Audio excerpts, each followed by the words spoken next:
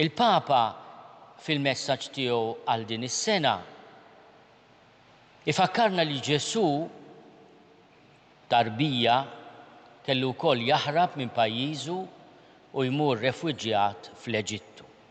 Bħal Ġesu imġela jaħarbu.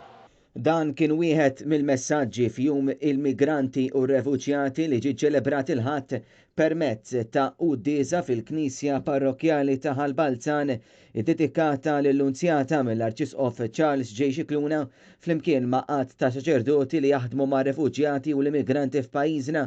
Fl-omilija tiegħu l-Arċisqof saħaq li l-iżvilupp ekonomiku li jgawdi minnu pajjiż għandu jirrispetta d-dinjetà tal-bniedem u jaħseb għal ġenerazzjonijiet futuri. Kompla li r-razziżmu u l-istruttura ta' dnub jikkontradixxu xbija tal-ħallieq u appella lil Maltin biex wieħed imiss il-kordi sensittivi tal-umanità billi juri modrija ma' dawk l-aktar vulnerabbli fis-soċjetà għax b'hekk biss wieħed jistana aktar. Ħafna drabi meta nitkellmu fuq dawn ħutna qegħdin nużaw kliem qiebes tas-sew. Hemm bżonn nikkollaboraw biex nibnu.